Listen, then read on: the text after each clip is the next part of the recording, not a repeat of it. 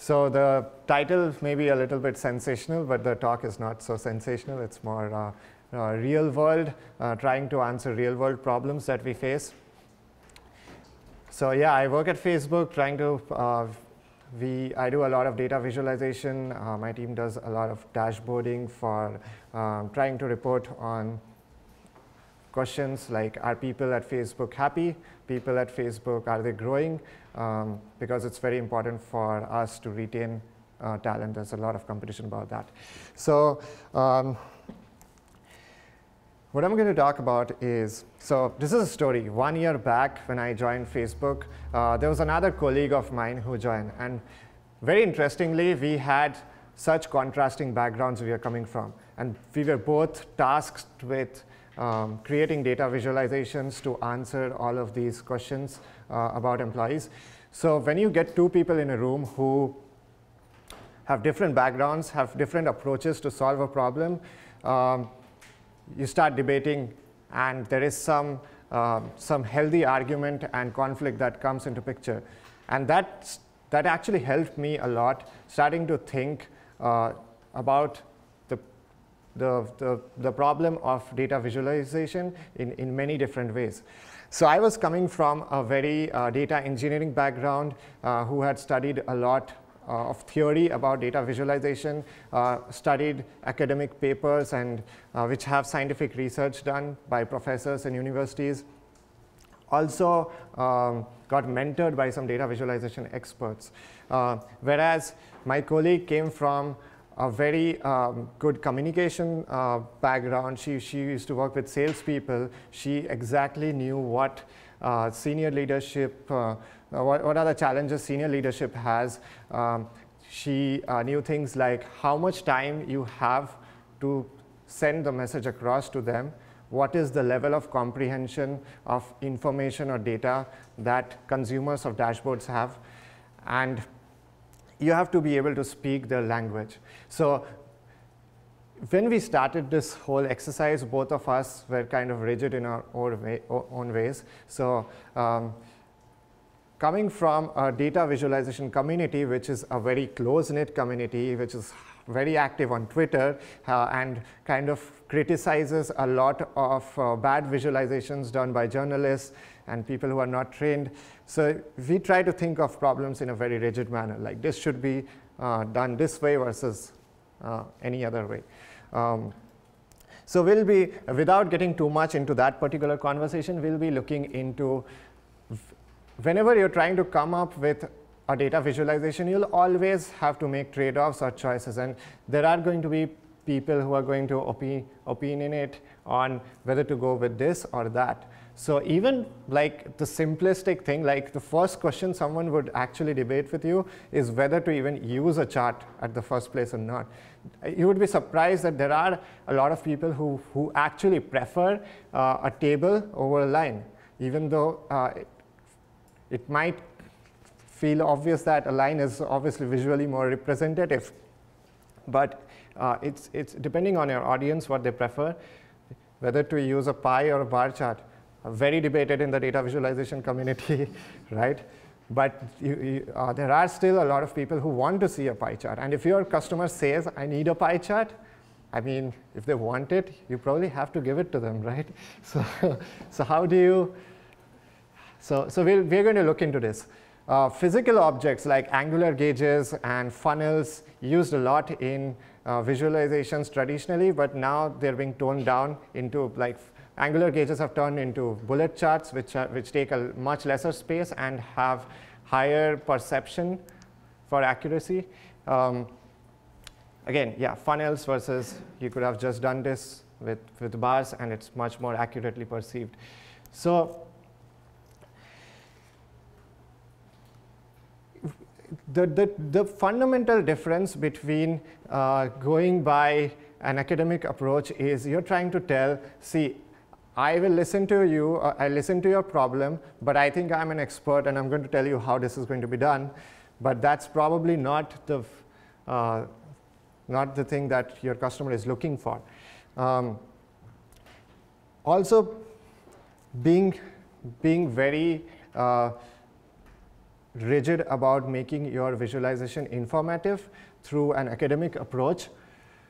So I don't know if how many people here have like read a piece about data visualization in a blog or a book, or maybe met someone who knows a lot about data visualization. Yeah. So the scientific research that's been done behind that, it basically, to make it very simple and summarize, there are these visual encodings: position, length, color, and shapes. So these are kind of ranked by scientists, like position and length is much better perceived than angles or colors when you're mapping quantitative data, right? The problem is, if we always follow this approach, we'll end up with making bar charts, line charts, and scatter plots. In isolation, that visualization looks great and is very accurately perceived. But when you start putting things together on a dashboard and start putting a lot of dashboards in a story or a slideshow and a lot of stories floating around in your company, then everything looks the same. So the content is great, but are you able to grab attention to your visualization, to your dashboard, so that the users even go there and see your content? So salespeople are really good at that, and that's what you can learn from them, right? How do you package your solution? How do you get attention of your dashboard? You kind of need a mix of both, because you don't just want to get attention, and once they come there, they are not able to perceive that information. That's not great. So yeah, does your dashboard look like this? Because if it's all bars, probably it has all the good information, but it won't be clicked. So, and this is something that is talked about lesser in the community. So data visualization is fundamentally like a product, and you have to start, we should start thinking of it more like increasing our click-through rate, because in a company like Facebook, there are thousands and thousands of dashboards floating around. And for a VP would have time to, would have a time of like 2 minutes to spend on a dashboard. So they need to reach your dashboard to get that data. So increasing the click-through rate and also being good about data visualization is both the goals of this exercise. So on a high level, there are 3 categories of disagreements that I have observed that could happen between these 2 schools of thoughts. The first one is, do you make your visualization very simple, that's really easy to comprehend, that's at a high level, versus something that's very informative and very detailed? So thing to remember here is, simple is great, and a lot of one school of thought is like, if you make something simple, that's the best way to visualize anything. But every time you abstract some data, you're kind of hiding complexities or details from that piece of visualization. So this has been talked a little bit in Stephen Few's book of why we should at times avoid traffic light visualizations. There are advantages, right? If you can tell a VP that your business is green, yellow, or red, you're kind of helping their job. But you're also kind of hiding that detailed level of information which is required for them to drive those actions. The second kind of disagreements that you would see is, some people prefer making very illustrative data visualizations, whereas the other kind of people want to make it clean. So 3D effects, this one has been seen by a lot of people, very misleading. Use of real world objects like gauges and funnels, chart junk. I'm not sure if everyone is aware with this term. The idea behind the term chart junk is the maximum amount of ink that's used on your dashboard should be because of the data and not because of anything else. So here this monster is taking much more attention, and the plane is taking much more attention when it could have just been a line. So yeah. So this visualization could be basically turned into a simple line chart. But am I saying that the visualization on the right is the correct way of doing things? I'm not saying that. Although a lot of people do think that that is the way to go about it, but there are pros and cons of both, and we'll look into that. So if you start thinking about it this way, like if this was done in a newspaper, right? If someone had put up a line chart like the one on the right, people wouldn't even have gone through it. So it's about the click-through rate. You have to get people's attention to your data. The last kind of disagreements you see is when people start approaching data visualization as a design question than as an information or communication question, because data visualization is really communication, communicating that piece of information. So if you do design, you're going to end up with this, which means this is like a funky shape of pie, which doesn't make any sense. Then in a lot of infographics, what you would see is labels wouldn't be present. You would have legends that are missing. You would have axes that are missing. And then again, a really nicely designed dashboard, but you can't really make out what this is about. There are no titles. There are no subtitles. So very well designed, but lack of information. So how do we find a balance between these two schools of thoughts? So to decide between whether you do simple or detailed, so the idea is to start small, give the high-level picture, and then give drill downs, right? So if you give drill downs, you're not abstracting away that piece of information which you need to provide. The other way, the other thing that you could do is whenever you're adding detail to your visualization, make sure you add an information button on top of your dashboard explaining in text what this visualization is, how to read about it, because it might be very obvious for you as a data visualization person to read charts, but not for everyone else in the company. And the third piece, I really like this. People like traffic light visualizations. Give them the red, yellow, and green, but give them as an overlay on the detailed data like this one, right? So you don't lose the details, and you also help them make decisions. So clickbait, I mean, I kind of made this. I think we can try this technique with dashboards. I've been trying it a bit.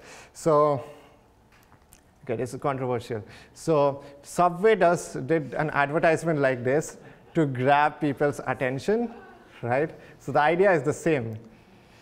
If people want pie charts, give them the pie chart, and then either present the good data visualization on hover or as buttons to switch between visualization and get a better view. So when you're on bars, you can more accurately represent that information, but yeah. So this is done by a company called Dark Horse Analytics. Let me play this. So this is kind of funky. They take a pie chart and they just convert it into bar through a nice animation. Okay, the third way to solve these problems is content is not enough. And this is a little bit different from the clickbait way of grabbing people's attention, but this is more genuine way of grabbing people's attention, which is to add context. Like I said, if your dashboard looks like a bunch of collection of blue bars with gray grid lines, then you're not grabbing their attention. So add context and make it easy for them to understand what's going on. So some people do an amazing job of adding context to their charts without compromising on the good data visualization aspect of things. So on top, you see, those are just bar charts, right? He or she, whoever designed this dashboard, they use the right kind of charts, but the fact that they added these casino chips immediately gives you a context that this is something about casino and something about chips and something about revenue. So that kind of gets your attention onto the dashboard, and you're more curious about learning more about that dashboard. Another example. So in a way, this is chart junk, but it's also adding context for people to look at your dashboard. The beer bottle wasn't necessary, but it helps. This tells you this is like some sport, football, a football game visualization, right? So some really good examples. This could have been just a scatter plot with dots floating around, but the fact that that person added sun in there kind of tells you it's about sunshine. I don't know if this is a great dashboard, but I really like the food in here, so I just added it. So,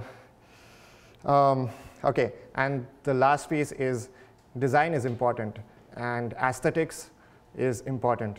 So you have got the information right, but if you have zero knowledge about colors, and if you have zero knowledge about good design, then please make an effort and learn a little bit about it. If you don't want to read about color theory, you can like steal colors from good designers, right? So tone down the color of your axis and grid, but don't get rid of your axis and grid and legends. So if you want to like I said, infographics often remove the axis and remove the labels. So it's not worth removing them because then you're removing information. But if you want to want them to be less loud, then you can tone them down with a lighter color. And okay, so declutter. Declutter is a very important aspect to look at. Like, draw people's attention towards one thing, because the more number of targets you have on your screen, the lesser each target becomes. So if you have 16 things happening on your dashboard, then people will probably not know which to focus on. This kind of shows a quick way of cleaning your bar chart from a slightly uglier one to a cleaner one. And so in this example, what I'm going to show here, what I'm going to show you is, so 80% of the times, I just made that number, 80% of the times, let's say 80% of the times, you're probably going to be making bar charts, right? Bars can almost do everything except for the scatters. So even with bar charts, you can kind of design bar charts differently and make your visualization stand out. So I mean, this is also kind of a bar chart. This is a bar chart. This is also bars, actually. These are stacked bars, and it's just connected the dots. This is bars, looks different. This is bars. So design kind of plays a role. It's the same chart, but the way you're making your visualization stand out, you're increasing the click-through rate on your dashboard, because the end goal is they look at it and they accurately perceive the information. If you can't bring them to your dashboard, then there's no value of all the work that you put in presenting that data. Thanks. If you have any questions.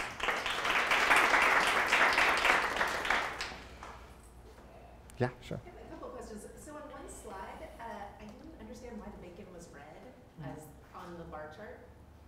You know how you have like a meat proportions histogram. Oh, yeah. And bacon was red and the others were gray. Oh. And I didn't understand if that was some kind of color theory or if that was just salesmanship. That's for that particular visualization, the person who designed it, they wanted to highlight one. Value, like the max value. The max value, yeah, to call something out. And then with the, you called the casino chips, yeah. You called it a bar chart, but I remember from a lecture that having depth actually misrepresents proportion. Yeah.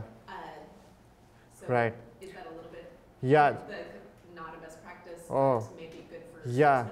salesmanship? That's a great point. Thanks for bringing it up. So in this case, it kind of doesn't, because, I mean, it could. Thin. Yeah. It's also that we are kind of looking at the front view, not completely. We still see the top part a little bit. Yeah, I know. It does skew it. I'll show you the one where it actually skews it, right? The 3D pie that we took a look at, right? Wow. So yeah, this is a clear example where depth does skew, and even for that, you're right. So in most cases, you should avoid it. People, does everyone here know what's wrong with the chart? Yeah, anyone wants to call it out? Yeah, the 19% looks bigger than 21%. Yeah, exactly. So that's what happens.